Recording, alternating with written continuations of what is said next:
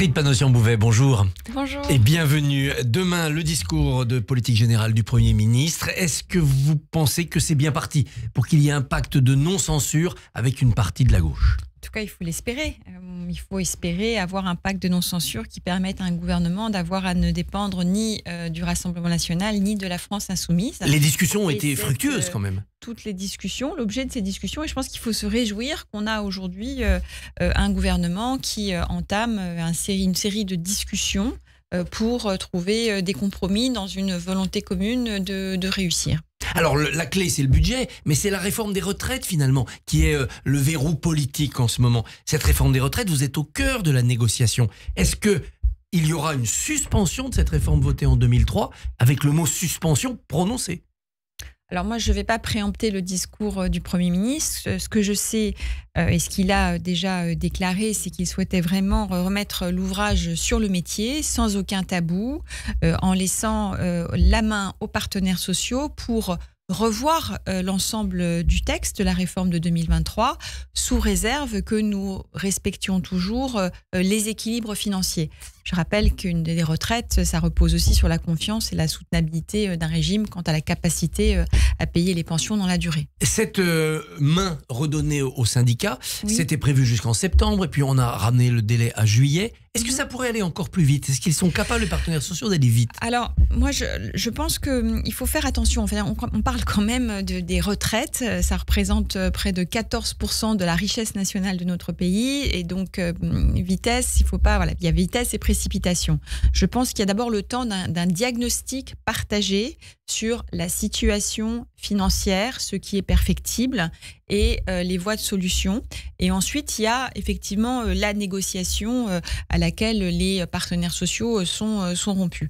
Donc moi, je pense qu'il faut vraiment plus se donner le temps pour que d'ici la fin avant l'été, on puisse avoir les premières conclusions de manière, s'il y a un compromis, encore une fois, je pense que c'est important que les équilibres financiers soient là pour qu'il y ait ce compromis, on puisse intégrer les conclusions et les recommandations dans les textes financiers de l'automne. On a les moyens de financer une suspension de quelques mois de la réforme actuelle avec ce que ça peut coûter ? Vous savez, on n'a plus les moyens de grand-chose. Il faut quand même aussi se dire les choses. On a effectivement un déficit de 6% pour le budget 2024. On est en négociation aujourd'hui avec les partenaires européens.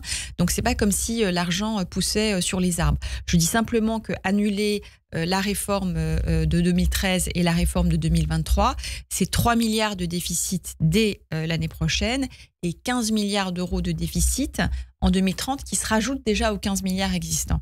Donc, je pense qu'il faut faire attention. Je pense que dans les voies vraiment de perfectible de la réforme aujourd'hui des retraites de 2023, il y a la question de la pénibilité. Et les carrières pénibles, c'est pas nécessairement des carrières longues. Vous avez des gens qui ont pu commencer à travailler avant 20 ans parce qu'ils sont stagiaires, parce qu'ils sont polytechniciens. Eux, aujourd'hui, sont dans les carrières longues. Ça va, je connais des journalistes qui sont en carrière longue et qui se portent très bien et qui ne se sont jamais aussi bien portés. C'est tant mieux pour eux. Le sujet, je pense, c'est les carrières pénibles qui font que ça devient irraisonnable au bout de 45-50 ans de continuer un certain nombre de métiers qui sont pas tenables et il faut pouvoir anticiper les reconversions et permettre à des personnes de partir plutôt en fonction de métiers, de professions. Et puis, c'est la question des retraites des femmes qui restent structurellement inférieure à celle des hommes en fin de carrière. Suspendre la mesure d'âge, disent les socialistes, on a de quoi financer au moins une année de blanche. C'est le fonds de réserve des retraites créé par Lionel Jospin, il y a 20 milliards. Suspendre, c'est quand même 500 millions d'euros, je crois, dès cette année. Et le fonds de réserve des retraites, c'est un fonds qui est fait pour des raisons prudentielles, en cas de choc externe. Je pense que ce n'est pas prudent d'utiliser. Voilà, ce n'est pas une cagnotte. J'aime bien votre terme, Monsieur Barbier. Ce n'est pas une cagnotte. Je pense qu'il faut rester prudent sur l'utilisation de ce genre de fonds quant, encore une fois, à la préservation des équilibres qui sont déjà très fragilisés. Alors parlons du travail maintenant. Vous êtes allé en déplacement en Aveyron récemment. Le RSA désormais est conditionné. Est-ce que ça marche ? Est-ce qu'on a déjà l'impression que ça marche ? Alors le RSA, vous dites désormais est conditionné. Il y avait déjà un barème de sanctions qui existait avant cette réforme. Ce qu'on propose Par contre, et ça a été testé dans 49 départements avant son déploiement maintenant cette année, c'est d'accompagner beaucoup mieux le bénéficiaire du RSA. On a distingué sur cette expérimentation qui a eu lieu sur ces 2 dernières années, il y avait 70 000 personnes. On voit qu'il y a 3 grands groupes. Ceux qui ont un profil professionnel, qui sont pas très loin du marché de l'emploi, ceux qui sont les plus éloignés parce que problèmes de santé, problèmes de, j'ai envie de dire, de déconnexion, d'accident de la vie, et puis entre les deux.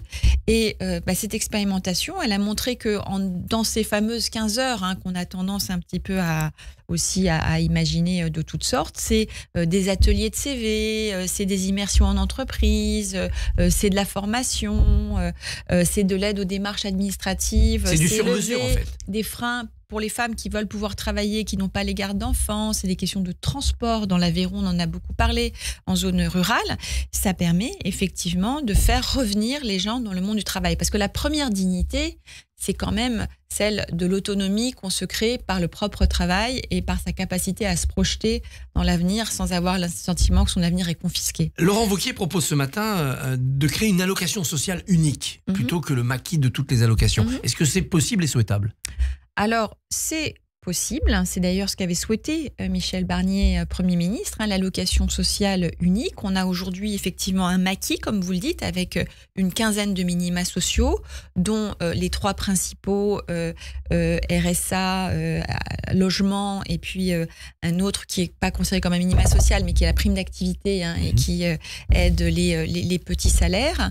Je pense que c'est possible et souhaitable parce qu'effectivement aujourd'hui, on crée de la trappe à pauvreté et à inactivité à cause de ces minima sociaux qui ne sont pas nécessairement suffisamment bien raccrochés au monde du travail. Et ça pourrait se faire là dans les mois qui viennent malgré la situation à l'Assemblée ? Ça prend du temps. Ça prend du temps. Je vais revenir sur cet exemple de minima sociaux, juste pour que les gens se rendent compte. Aujourd'hui, il y a une étude de service du ministère du Travail, justement, qui montre qu'une femme qui est au SMIC, qui élève ses enfants seule et qui est locataire, pour que son revenu du travail, son SMIC, augmente de 100 €, il faudrait que son employeur l'augmente de 770 € pour compenser et la baisse de la prime d'activité et la baisse de l'aide au logement. Et ça ne prend pas en compte les aides communales qui peuvent exister pour les cantines, etc. Donc, on a aujourd'hui, par ce système, avec les meilleures intentions du monde, enfermé des personnes dans l'inactivité et la pauvreté. Et ça prend du temps parce que ce sont des régimes des prestations qui se sont construites un petit peu depuis une vingtaine, trentaine d'années, avec des conditionnalités différentes, des systèmes d'information différents. Donc, je pense qu'il faut qu'il y ait la volonté politique, le portage politique. Je sais que Catherine Vautrin est très en soutien de cette volonté de revoir un petit peu les minima sociaux pour qu'ils soient encore une fois au service de l'activité et de la capacité à se projeter. On avait réussi à remettre des jeunes au travail par l'apprentissage. Voilà que les aides vont baisser. Est-ce que ce n'est pas une erreur ? Alors, on a fait, les aides vont baisser, mais elles vont continuer à soutenir les entreprises de moins de 250 salariés qui regroupent 80% des apprentis de notre pays. On avait le choix avec Catherine Vautrin, soit de différencier les aides en fonction de la taille des entreprises, que nous avons fait, les entreprises de moins de 250, les entreprises de plus de 250, soit de différencier en fonction du niveau de diplôme, ce que je ne souhaitais pas parce que nous voulons aussi soutenir les étudiants en licence et en master parce que ça participe aussi la montée générale en compétences de notre économie. Est-ce qu'à l'autre bout de la carrière, le travail des seniors, ça s'améliore ? Alors ça s'améliore, exactement. On le voit avec l'effet à la fois de la réforme de 2023 et c'est pour ça que attention à l'âge, parce que l'âge ça crée du travail des seniors. Parce que l'âge ça crée du travail, ça crée de la capacité de production pour notre pays, de la capacité aussi de contributive aux régimes sociaux. Donc, dans les discussions qu'il y aura sur les retraites, il faudra faire très, très attention, et ça, c'est la ministre du Travail qui le dit, sur l'impact des seniors. Donc, on a fait quelques progrès, mais ça reste quand même très en deçà de ce qui existe dans les pays du nord de l'Europe, qui sont des pays que vous le savez, je connais bien. Pour tout vous dire, on a 2 fois moins de seniors au travail entre 60 et 64 ans que la Suède ou les Pays-Bas. Donc la marge de progrès est encore considérable. Est-ce que l'on doit se préparer dans notre pays à un retour brutal du chômage ? Je pense qu'il faut faire attention. Voilà, on a un durcissement considérable de la situation économique des entreprises.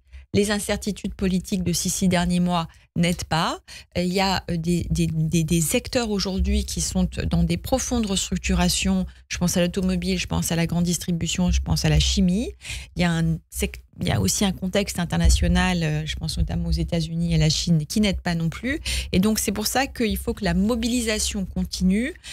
Et c'est aussi l'objet de cette réforme plein emploi qui est là aujourd'hui, vraiment de mobiliser tous les acteurs de l'emploi au niveau national, qu'au niveau des territoires, je pense aux régions et aux départements, pour à la fois mieux accompagner, bien cibler sur les formations dont les entreprises ont besoin, parce qu'on a encore 550 000 emplois non pourvus dans notre pays, pour pouvoir vraiment réussir le défi de l'emploi dans notre pays. Et simplifier la vie des chefs d'entreprise pour investir, embaucher. Exactement. Il y a un enjeu, alors on parle beaucoup de fiscalité, mais je pense qu'il y a aussi un coût explicite sur la question de la norme, et c'est effectivement des sujets dont j'ai pu discuter avec les chefs d'entreprise en Aveyron comme ailleurs. Vous voyez, l'Aveyron, c'est un département où il y a 5,5% de taux de chômage, 4,5% à Rodez. Donc on est plutôt en situation de plein emploi, et ce dont me parlent effectivement les chefs d'entreprise du secteur agricole, de l'artisanat, comme de l'industrie, parce qu'il y a un vrai savoir-faire mécanique en lien avec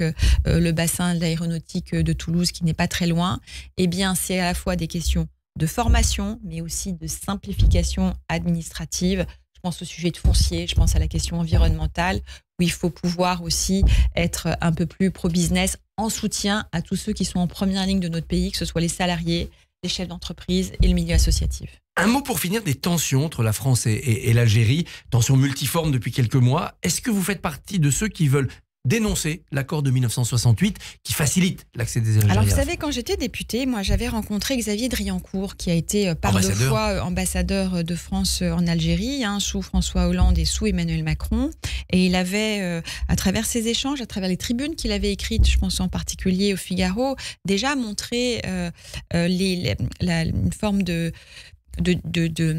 d'incohérence qui pouvait exister dans ces traités qui existaient en 68 et qui avaient sa justification quelques années après le traité, les accords d'Évian et la situation actuelle. Et c'est vrai que ce traité propose des dérogations tout à fait exceptionnelles à l'arrivée et au maintien sur le sol français des ressortissants algériens. Je pense que le président Macron a tenté, notamment sur la question de la mémoire, et de bonne foi, je pense, et en toute sincérité, de vouloir trouver un chemin de réconciliation. Après, on n'est pas dans une relation d'émotion, d'humiliation. Une relation diplomatique, c'est aussi fait d'intérêt. Et c'est vrai qu'aujourd'hui, je le disais il y a déjà 1 an et je le redis aujourd'hui, le compte n'y est pas tout à fait. Et je pense qu'il faut peut-être, M. Retailleau l'a dit, M. Darmanin l'a dit, remettre à plat aussi ces relations régissant la question de l'immigration entre nos 2 pays. Astrid Panosyan-Bouvet, merci et bonne journée. Merci. Merci beaucoup Christophe. Rendez-vous demain matin à 7h45 pour votre édito, comme chaque semaine. À demain.